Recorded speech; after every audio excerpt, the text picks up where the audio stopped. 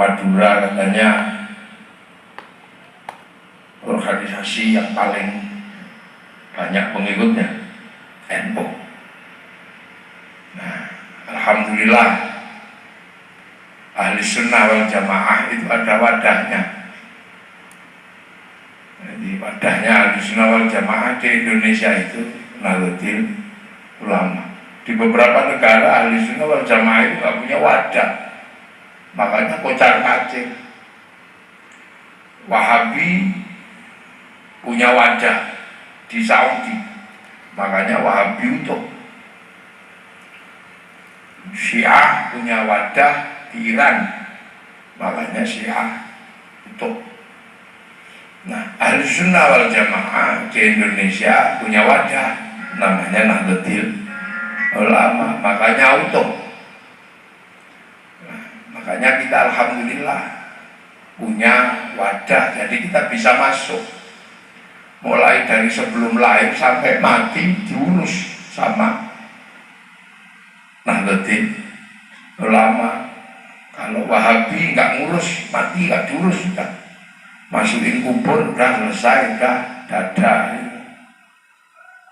Ya, Wahabi nggak ngurus. Tapi kalau NU diurus mulai belum lahir sampai mati, sampai bertahun-tahun masih diurus. Belum lahir diurus, masih di dalam perut sudah diurus. 4 bulanan, 7 bulanan diurus. Ada yang lahir diurus lagi, walimatut tasmiyah, sampai membuang ujungnya burung itu diurus sama NU. Walimatul khitan, nah, pakai burung diurus. Walimatul arus, jadi sampai ada pestanya, begitu gede diurus. Jadi semua diurus. Anak-anak yang pengen sekolah diurus di Raudhatul Atfal, yang pengen mondok diurus di pesantren, yang pengen spiritual diurus di Toriko. Jadi hampir sampai orang mau mati diurus. Kalau sama NU dibacain Yasin, orang belum dimasukin kubur, belum diurus talqin. Yang lain gak ada yang ngurus itu. Itulah sampai kemudian nanti 7 hari setiap tahun diurus, namanya khol. Jadi ahli sunnah wal jamaah di Indonesia ngurus manusia. Makanya orang kalau ngurus manusia secara utuh, dia nggak akan pernah kekurangan apapun. Itu rumus. Karena apa? Manusia itu yang terbaik. Jadi laqad khalaqnal insana fi ahsani taqwim. Manusia yang terbaik. Makanya kalau ngurus manusia pasti dapat kebaikan dari manusia. Warna yang terbaik, manusia ini yang terbaik. Menangan manusia. Gajah segede itu kalah kalau sama manusia. Makanya jangan heran ikan seberapa kuat dia berenang, ditangkap manusia. Pakai jaring, pakai setrum, pakai putas. Saya waktu di pondok seusia gini nangkep ikan di kolam nggak bisa, karena masih kecil-kecil. Tak kumpulin satu pondok, kolamnya tak kencing, mabuk itu kan. Itu manusia. Jadi makanya manusia ini menangan yang terbaik. Burung itu seberapapun dia kuat, bisa dikejar sama manusia. Ini laqad khalaqnal insana fi ahsani taqwim. Ini yang terbaik. Jadi desain makhluk Allah yang terbaik itu manusia. Makanya harus diurus. Jadi harus diurus. Karena apa? Rasulullah pun ngurus. Manusia ini diurus beneran. Wa ma arsalnaka illa rahmatan lil alamin. Diurus semua sama Rasulullah. Nah Nahdlatul Ulama ini penerus Rasul. Makanya sama.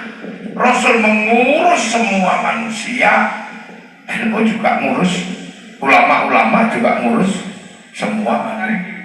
Dari semuanya diurus. Jadi jangan heran kalau kemudian enggak dengar. Oh, cukuplah. Sudah. Derma dong. Kita. Nah, jadi makanya semua ini diurus. Nah, ada yang nggak ngurus. Batin manusia nggak diurus. Jadi spiritual nggak diurus. Kayak Wahabi itu nggak ngurus. Kalau Hizbut Tahrir itu mikir kiamat kok. Jadi setiap hari bakasannya itu dunia mau kiamat. Itu pekerjaannya Hizbut Tahrir. Siksa kubur nggak percaya dia. Pokoknya kiamat. Sehingga semua orang takut kiamat karena dengar beritanya Hizbut Tahrir. Awas hari Jumat tanggal 15 Ramadan akan ada asteroid nabrak bumi. Semua takut. Akhirnya asetnya dijual semua.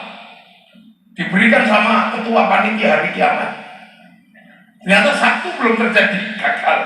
Itu gak kapok-kapok. Nah kalau kiai-kiai ditanya kenapa sih kiai-kiai gak bahas kiamat?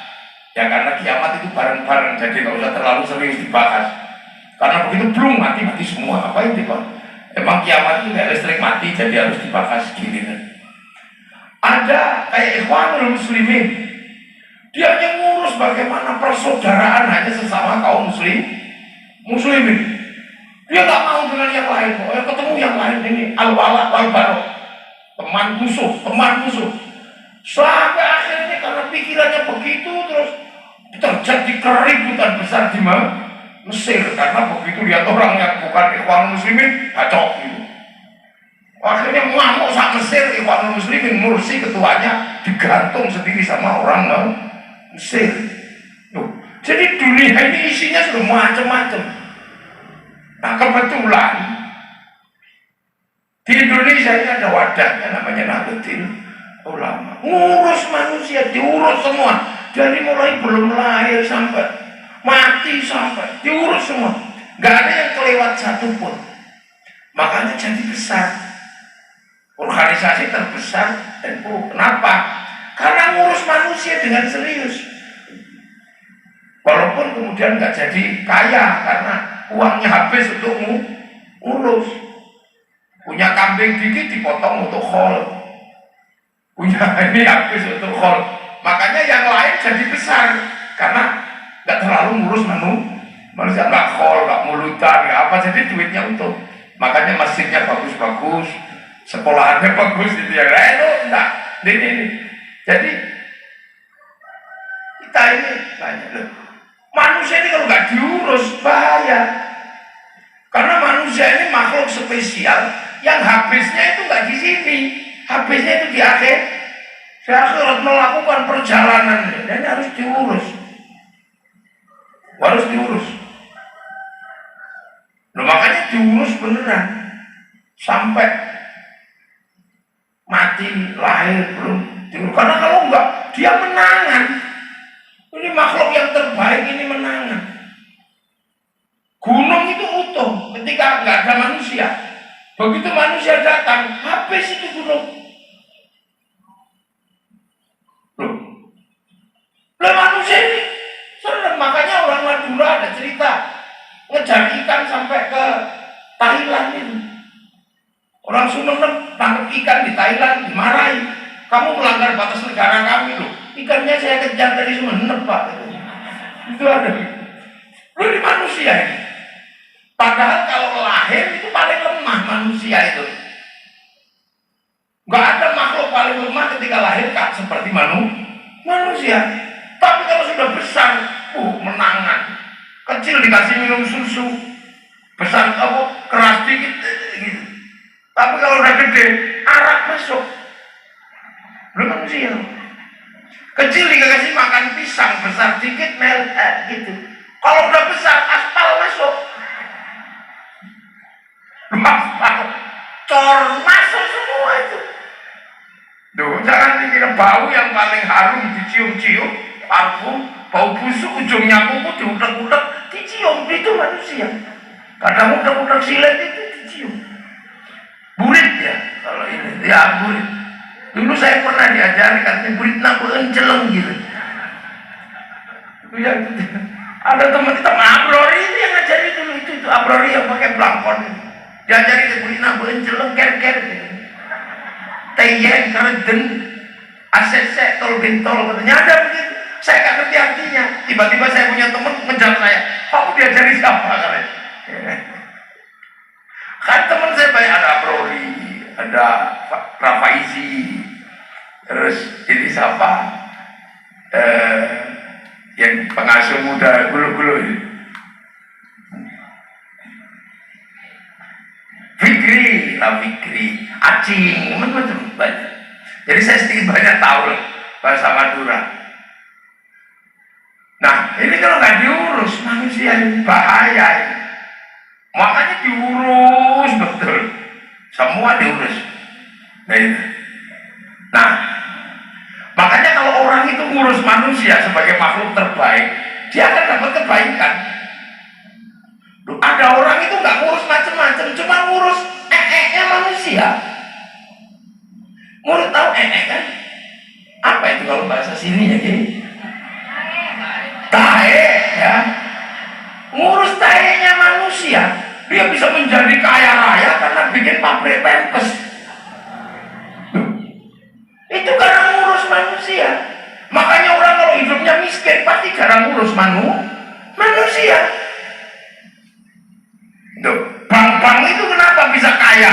Karena ngurus utangnya manusia. Loh emang Mbah Kariman ini kenapa jadi terkenal? Karena mau ngurus manusia. Jadi makanya jangan sekali-sekali orang itu lari dari urusan manusia. Karena begitu dia lari dari urusan manusia, dia nggak ada yang tahu. Kiai Busyro kenapa terkenal? Ngurus manusia saat kabupaten Sumeneb. Jadi bupati loh. Itu karena ngurus manusia. Ya Allah, gak usah jauh-jauh. Ngurus giginya manusia itu kaya sampean. Bikin pabrik sikat sama pabrik odol. Itu gara-gara ngurus ininya manusia. Loh, kursi ini perusahaannya besar karena apa? Ngurus pantatnya manusia ini biar duduknya enak. Jadi jangan dikira jadi karena manusia itu yang terbaik. Laqad khalaqnal insana fi ahsani taqwim. Maka ngurus manusia itu pasti dapat kebaikan. Nah, kenapa kita ini kadang jadi orang gak ada yang tahu, gak ngurus? Ya karena kita kadang lari dari urusan manusia. Temennya mau utang, lari. Temennya mau curhat, kan bukan urusan gua katanya loh. Urusan betna. Urusan betna, beten. Nah itu deh. Jadi manusia itu ngurus jenggotnya manusia, punya pabrik silet. Ngurus kuret apa gudegnya manusia, punya pabrik salep. Kalpanak, Sal 88, Mikorek itu kenapa? Itu ngurus gatelnya manusia. Nah, jangan dikira dunia ini jadi ada sebesar ini karena urusan manusia. Ini jadi perusahaan sosro karena ngurus minumannya manusia.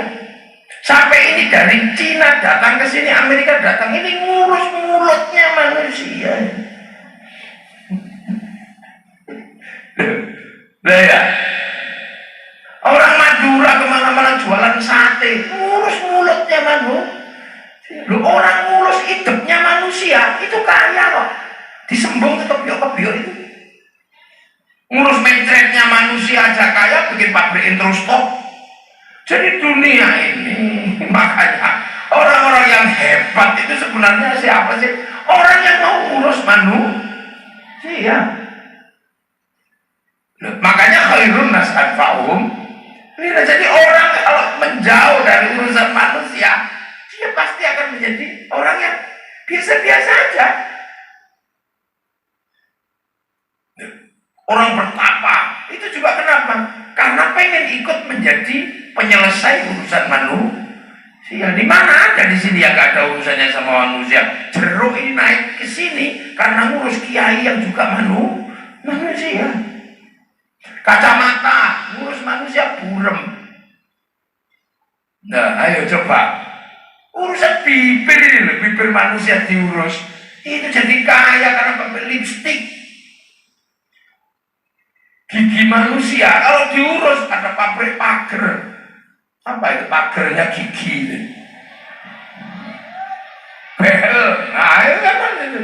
Jadi laqad khalaqnal insana fi ahsani taqwim. Ini jadi prinsip anak-anakku sekalian, alumni santri, berprinsip di situ. Manusia ini yang terbaik.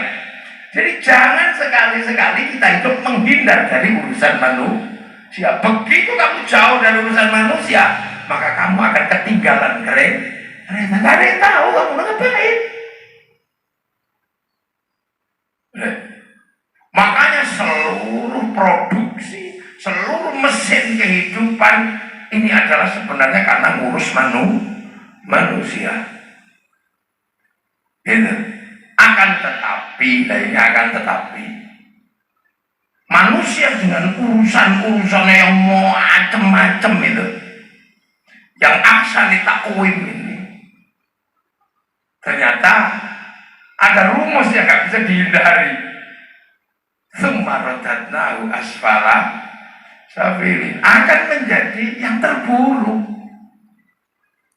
Walaupun diusahakan diurus kayak apapun, manusia ini akan jadi tetap buruk. Gigi sikat tiap hari, kasih kalsium, waktunya protol, ya protol, ya copot. Mata walaupun di tiap hari, waktunya rabun, ya rabun. Pipi ini walaupun diusahakan kayak apa, waktunya turun, ya turun. Nah, itu manusia.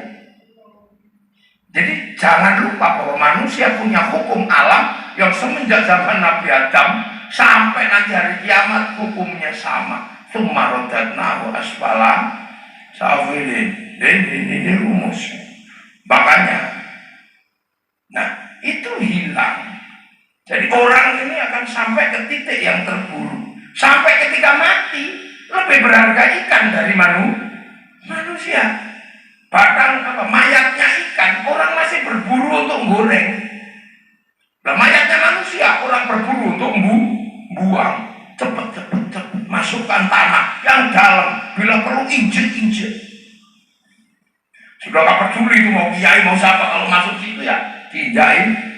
Injak tsumma radadnahu asfala safilin. Illa ladzina amanu wa amilus sholihat. Ini ada istisna di situ. Kecuali orang yang iman dan berkelakuan baik. Itu gak akan hina. Orang kalau iman dan kelakuan baik itu gak akan hina. Buktinya siapa? Ya orang-orang baik itu kan gak hina. Para kiai kecil ditiup, gede dicium-cium, sampai tua keriput orang rebutan nyium tangannya. Itu bedanya. Kecil dikasih makan, gede itu semua orang pengen memberikan sesuatu kepada para ulama, sampai tua berebut memberikan apa yang dibutuhkan oleh para ulama. Gak bisa jalan waktu kecil dituntun, begitu gede dituntun, sampai tua orang berebut menuntun. Tapi orang kalau kelakuannya jelek, jangankan nuntun, lihat aja, wah, kecil omong saomong ditunggu, gede omong saomong ditunggu, sampai tua itu omong saomong ditunggu.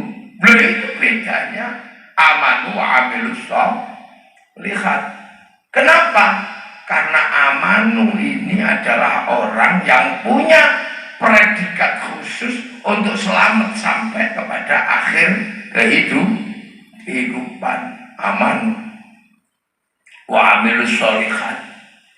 Apalagi orang soleh. Orang soleh itu orang paling enak sudah. Nah kita ini kebetulan alhamdulillah gitu loh. Kita ini walaupun di Madura masih kebagian amanu kita ini masih kebagian. Padahal Rasulullah pembawa iman itu di Mekah sana. Rasulullah yang bawa iman itu di Mekah. Rasulullah bukan orang Bangkalan, juga bukan orang Sumeneb. Rasulullah orang Mekah sana. Dan kita ini masih mendapatkan manusia yang amanu, yang beriman. Nah, Rasulullah hidup tahun 600, kita tahun 2000. Sementara manusia umurnya paling 60 tahun, 70 tahun, 80 tahun sudah meninggal.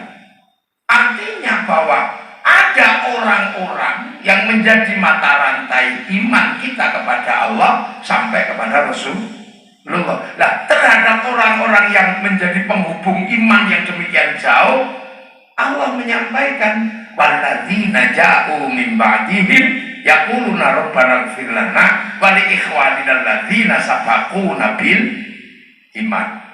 Loh, makanya kita ini punya kewajiban mendoakan kepada orang yang telah mendahului kita yang membawa iman. Karena membawa iman, maka iman itu ditinggalkan untuk kita. Makanya kita mendoakan dengan khol-khol ini.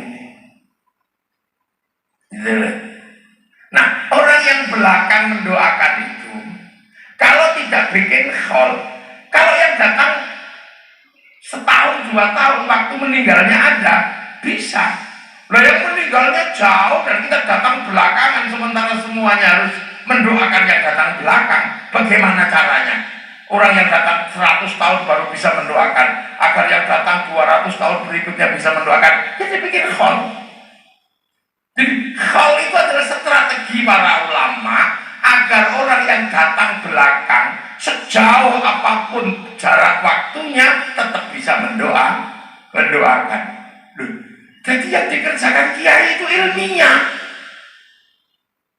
Loh, kan walladzina ja'u min ba'dihim yaquluna rabbana ighfir lana wa li ikhwanina alladzina sabaquna bil iman. Kalau nggak dibikin khol, yang bisa mendoakan ya yang tahu matinya, yang tahu 7 harinya, yang tahu 100 harinya, yang tahu 1000 harinya. Artinya yang hidup sekurun. Lah, sementara ayat ini berlaku surut sepanjang waktu.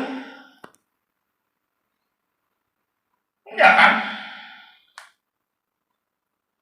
Yang uluna kini mudhorek. Artinya terus dan tidak pernah berhenti. Nah, yang datang 100 tahun berikutnya, kayak kita dengan para wali itu datangnya sudah hampir 1000 tahun kita ini, agar bisa mendoakan yang sudah jauh sekali, maka kita menggunakan khol.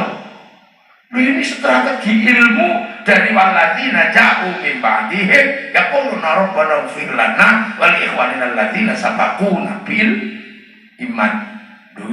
Jadi kadang orang nggak sadar. Jadi ada strategi ilmu yang orang lain nggak tahu. Kenapa khol? Kenapa? Kan sudah ada. Ya kalau nggak gitu terus yang datang ratusan tahun gimana caranya?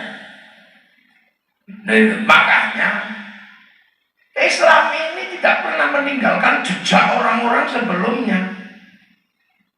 Bahkan ketika manusia pertama, jejaknya masih diurus sama Islam. Jejak manusia pertama menyembah Allah, tempatnya aja diurus. Inna awwala baiti wudi'a lin-nasi lalladzi bi Bakkah mubarakah. Diurus loh itu Ka'bah. Makanya Nabi Ibrahim ketika kehilangan jejak, mencari jejak manusia pertama. Begitu ketemu berdoa, Rabbana inni askantu min dzurriyyati biwadin ghairi dzi zar'in 'inda baitikal muharram. Rabbana liyuqimus sholata faj'al afidatan minan nasi tahwi ilaihim warzuqhum minats thamarati la'allahum yashkurun. Punya jejak namanya Maqam Sampai sekarang masih diurus itu. Biar nggak kehilangan jejak. Dan Nabi Muhammad yang datang belakang sendiri tetap kama shollaita ala sayyidina Ibrahim wa ala ali sayyidina Ibrahim fil alamina. Karena apa? Rahmatan lil alamin. Ini loh hebatnya strategi agama kalau dalam bahasa anak sekolahan itu. Agar yang datang belakang tidak kehilangan jejak dari mata rantai yang panjang, karena Allahnya nggak pernah berubah. Allahnya zaman Nabi Adam sama Allah zaman Nabi Muhammad ya tetap itu.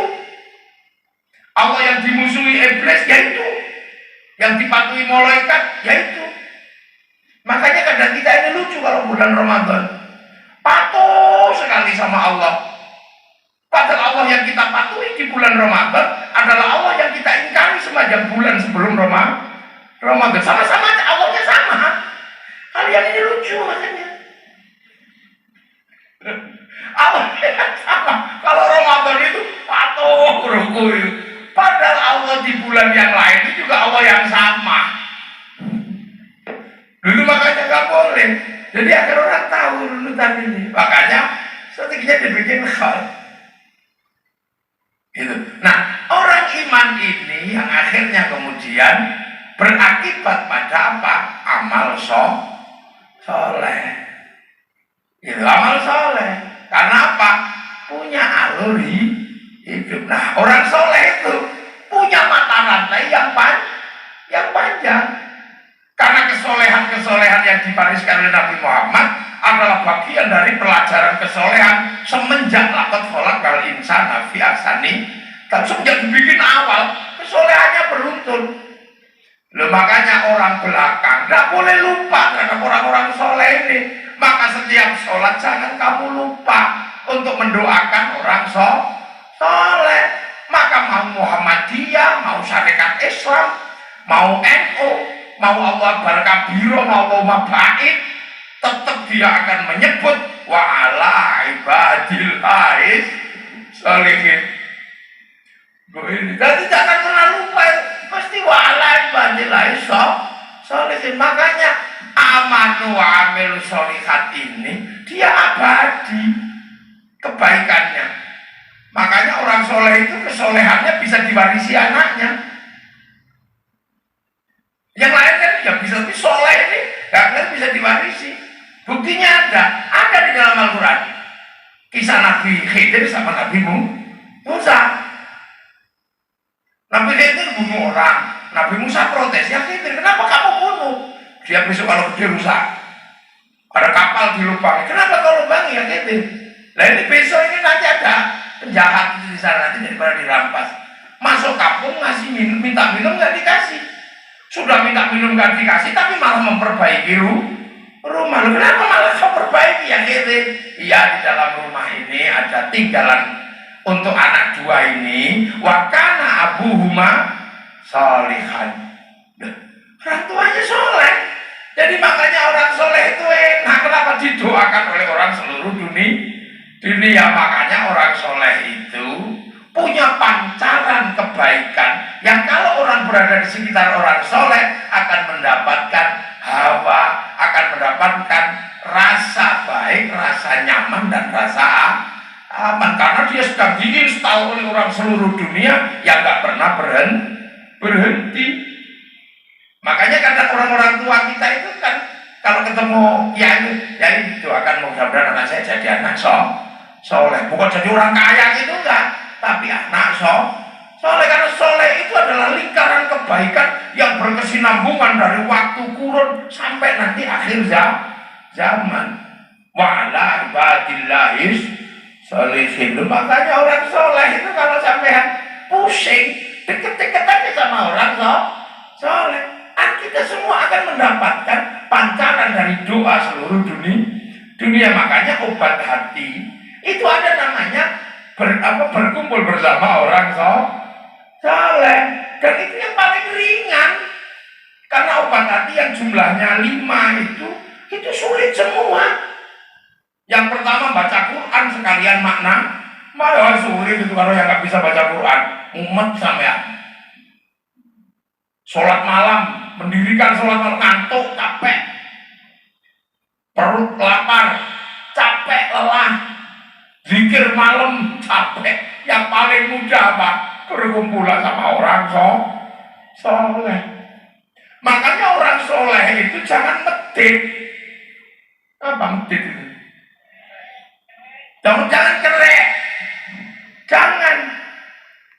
Karena kita ini punya timbal balik kebaikan. Maka orang soleh ini agak boleh lupa. Semua orang butuh pancaran. Ambilus lihat. Nah itulah makanya orang soleh itu nggak pernah mau sendiri menunjukkan kesolehannya.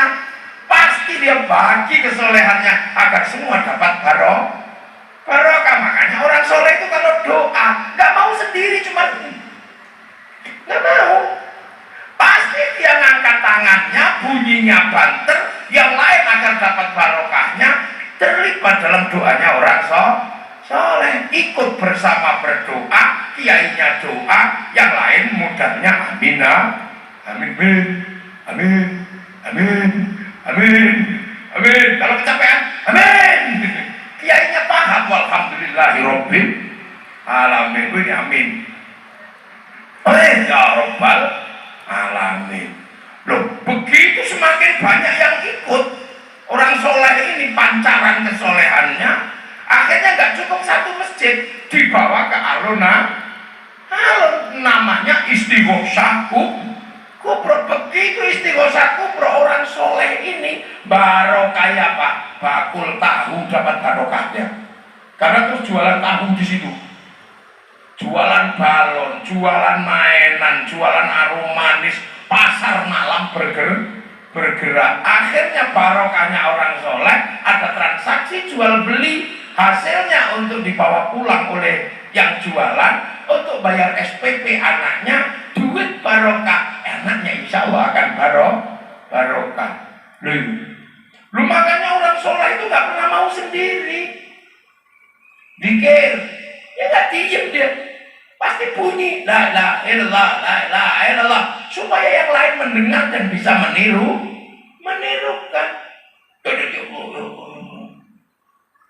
Ini yang terjadi. Makanya kita ini bisa melihat betapa Indonesia ini semakin hari semakin baru karena orang solehnya tidak medit. Jadi semakin besar sholawat itu mestinya kan sendiri. Bong, ya ayyuhalladzina amanu shollu alaihi wasallimu. Saya sendiri aja. Tapi kalau orang soleh, sholawat nggak mau sendiri, biar semua dapat pancaran barokahnya orang soleh. Maka kemudian sholawat berubah menjadi gerakan sholawatan. Begitu sholawatan dia menjadi besar, circle-nya, lingkarannya orang soleh tadi gede, sampai ke alun-alun Sumeneb, namanya Sumeneb bersolawat. Wah, sudah di situ semua dapat barokah. Yang jual spanduknya laku, yang jual slayernya laku, yang jual gagang pancingnya laku. Hasilnya apa? Semua kena pancarannya orang soleh baca sholawat. Yang jual nasi seneng, jual apa seneng. Duh, akhirnya siapapun yang terlibat di situ barokah, karena punjernya tetap orang soleh, orang mati. Orang soleh hanya didoakan sehari 2 hari, didoakan sampai akhirnya kemudian semua orang pengen bersama orang soleh. Diajak akhirnya ke makam orang soleh, karena orang soleh yang ini mendapatkan pelajaran dari orang soleh yang sebelumnya dan sebelumnya. Maka diajak ziarah ke makam gurunya. Kalau ziarah itu semuanya berjalan, apa yang terjadi? Bis pariwisata laku. Bakul bisnya dapat barokah. Elek laku. Alphard laku. Avanza jalan. Pom bensin jalan. Sampai di makam Mbak Kholil sana, orang jual nasi laku. Sampai copet bisa hidup di situ. Betapa loh. Nah ini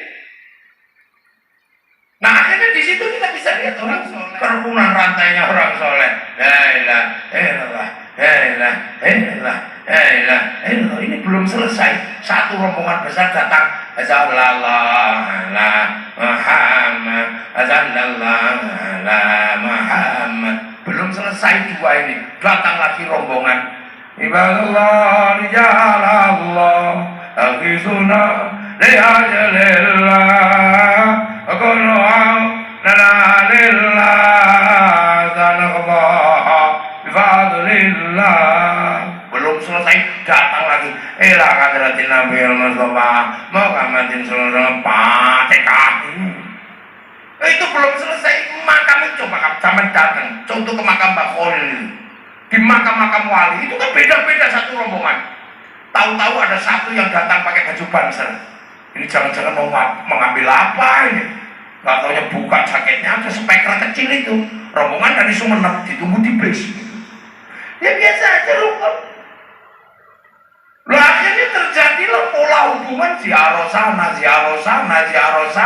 Akhirnya ada kerinduan terhadap tanah-tanah yang dimana gurunya disemayamkan. Setiap tanah yang gurunya disemayamkan melahirkan kerinduan dan rasa cinta terhadap tanah-tanah dimana gurunya disemayamkan. Itu lebih bercinta pada tanah air. Nah, makanya gak ada teroris itu yang suka ziarah kubur. Makanya jangan pernah mencurigai santri. Dari santri tidak akan muncul teroris di Indonesia. Ya. Gak ada mau ngebom Surabaya, takut sama makamnya Sunan Ampel. Mau ngebom Bangkalan, takut sama makamnya Mbak Kholil. Mau ngebom Sumeneb, takut sama makamnya Mbak Kariman. Takut semua. Nah makanya orang kalau suka bambung itu biasanya nggak pernah ziarah kubur. Lihat aja. Wah, agama ini.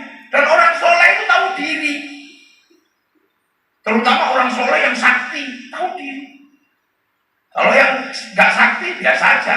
Makanya ulamanya dibagi dua. Ulama sakti sama ulama kurang sakti. Nah kalau kayak saya ini ulama kurang sakti. Makanya biasa aja. Biarin aja kalau ngomong agama. Karena bisa diinterupsi. Sakti itu siapa? Kiai kalau sudah khutbah Jumat. Nggak ada orang berani. Siapa berani sama khotib? Nggak ada berani sesuai. Allah. Sampai nggak akan protes, sudah diem gini aja. Makanya agar khotib-khotib itu tahu diri dan nggak ngawur, biar dia tetap teduh dan tenang, maka dikasih teks sama tongkat. Begitu baca teksnya sopan kok baca. Ittaqullah. Lepas teksnya ditiup kipas angin, bubar teksnya, hilang belum kemana gitu. Khawatir teksnya hilang maka tenang. Bawa tongkat, kenapa? Biar tenang, nggak gini-gini. Karena kalau gini-gini tongkatnya jatuh. Nah itu makanya kalau yang suka khotbah gini-gini itu biasanya tongkatnya nggak ada. Makanya kalau awal dari gini-gini pasti karena tidak ada tongkat. Begitu. Saudara Jokowi pasti begitu nantinya. Ini caranya ulama dulu, orang soleh agar apa? Kehidupan terjaga dengan baik. Makanya orang-orang soleh ini nggak pernah lari dari laqad khalaqnal insana fi ahsani taqwim. Karena apa? Menjaga amanu warisan Rasulullah. Nah Rasulullah itu punya sifat yang semua orang pasti bisa menerima. Apa? Rasulullah itu anittum harisun alaikum bil mu'minina raufur rahim. Itu sifat Rasulullah yang paling utama. Sunnah yang paling berat itu anittum harisun alaikum bil mu'minina raufur rahim. Kalau sunnah jenggot itu gampang. Karena itu tinggal nggak usah dicukur panjang. Kayak sunnah cingkrang kayak gitu tuh mudah. Makanya dulu baju syar'i jubah sama orang Madura dipotong. Potongannya namanya syar'un. Yang akhirnya sekarang karena mau potong dulu di Jawa, akhirnya jadi sarung. Nah begitu sarung gampang. Kalau pengen cingkrang, pintingnya agak tinggi. Kalau mau melotrok turunkan, ini fleksibel. Makanya kiai-kiai pakai sarung, tidak pakai celana. Karena kalau celana nggak dipotong, nggak bisa diplotrok. Mau pakai ikat pinggang. Loh ini kan cara-caranya. Loh, jadi amanu wa amilu sholihatin tepat dan terukur, terkontrol. Makanya kita ini punya ulama-ulama yang indah. Karena kesolehannya nggak diambil sendiri dan tidak pernah melanggar bahwa akan merusak kehidupan manusia. Manusia kan laqad khalaqnal insana fi ahsani taqwim. Nah itu, makanya orang dengan perilaku seperti ini akan ketemu namanya apa?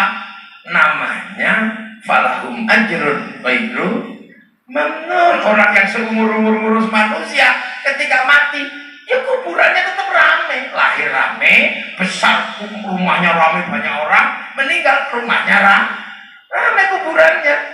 Karena apa? Tidak pernah lari dari urusan manusia. Tapi yang dari kecil urusannya kambing, begitu mati yang datangnya kambing. Akhirnya apa? Apa yang disumpahkan oleh Allah itu terjadi. Apa sumpahnya sebelum laqad khalaqnal insana fi ahsani taqwim? Sumpah Allah wattini wazaitun wa turi sinina wa hadzal baladil amin. Ulama-ulama tafsir wattin ini adalah sumpah Allah untuk Nabi Nuh. Karena begitu turun dari kapal ketemu buatin ulul azmi. Wazaitun ini sumpah Allah untuk Nabi Isa, Nabi Ibrahim Palestina.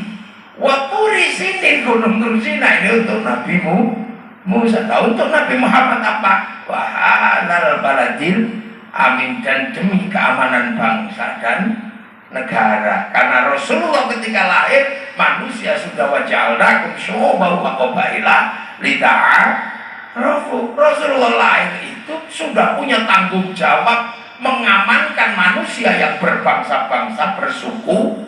Kalau Nabi Adam tanggung jawabnya ngurus keluarga. Makanya urusan keluarga, urusan cinta.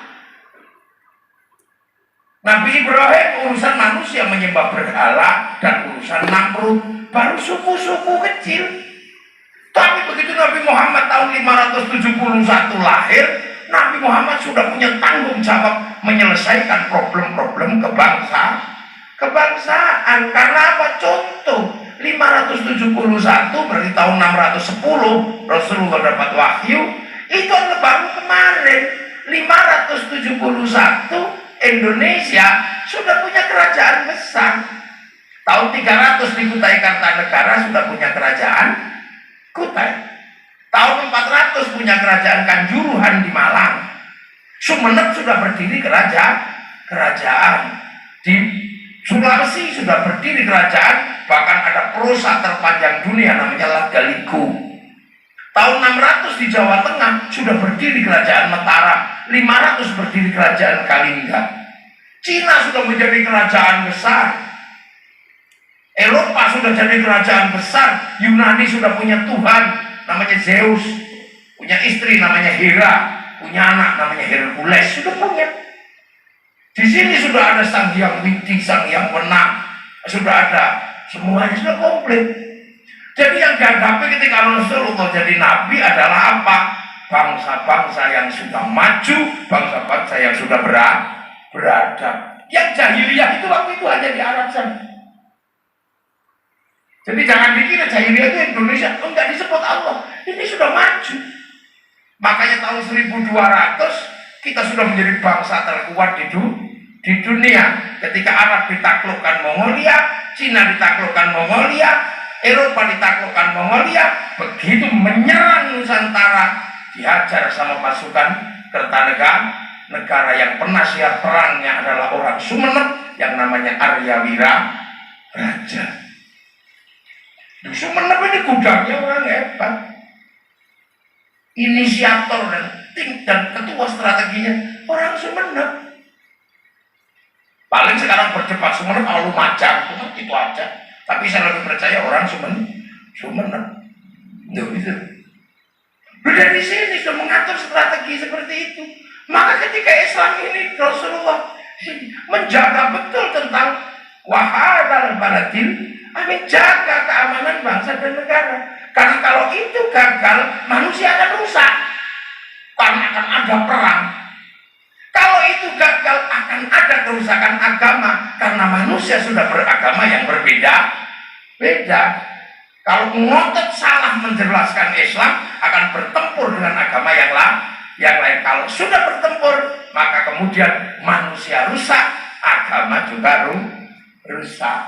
Loh, betapa ini konsep kehidupan.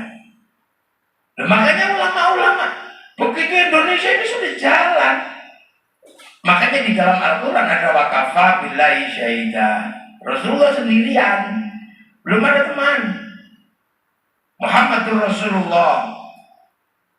Ini tak ada teman, Rasul masih sendiri. Jadi Rasul mengatakan aku ini Rasulullah. Orang Mekah nggak kenal, karena orang Mekah nggak ngerti Nabi. Karena Nabi itu konsepnya kitab suci. Yang punya kitab suci bukan orang Mekah. Orang Mekah konsepnya adalah penyembah berhala. Taunya dukun sama penyair. Yang tahu Nabi orang Filistin, orang Madinah tahu karena pegang Taurat, pegang Injil. Sama kayak orang Madura tahu kiai. Makanya ketika saya kesini hati-hati dijaga banser. Kalau nggak dicubit sama yang di situ. Kiai ini repot. Makanya saya dijaga karena orang sini tahu kiai. Coba saya di pedalaman Irian, dikira tim pemburu babi deh. Lalu itu makanya wakapa bila syahidah Muhammadur Rasulullah sampai ketemu walladzina ma'ahu asyidda walal kufar. Orang-orang yang bersama Nabi asyid kalah sama orang kafir. Yang kafir orang mana? Yang kafir ya orang Mekah, ya orang Arab. Sahabat namanya Abu Bakar, yang kafir namanya Abu Jahal. Nggak ada sahabat tuh namanya Joni, nggak ada. Karena sahabat itu bukan orang Madura, orang sana.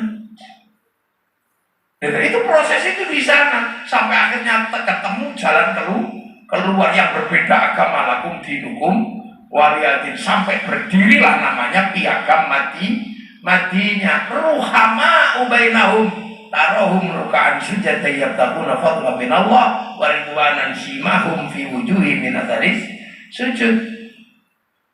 Nah ini kan terjadi di sana, kodifikasi ilmu hadis, ilmu ini komplit semua. Sampai kemudian Islam harus dibawa keluar dari Arab karena rahmatan lil alamin. Harus ketemu dengan aksani takwim yang berbeda. Harus ketemu dengan aksani takwimnya orang Arab yang tetap cantik ganteng. Ketemu aksani takwimnya orang Eropa yang tinggi besar rambutnya merah, bahasanya beda. Ketemu aksani takwimnya orang Cina yang tembem-tembem sipit-sipit. Ketemu aksani takwimnya orang Afrika yang hitam gosong kayak kopi.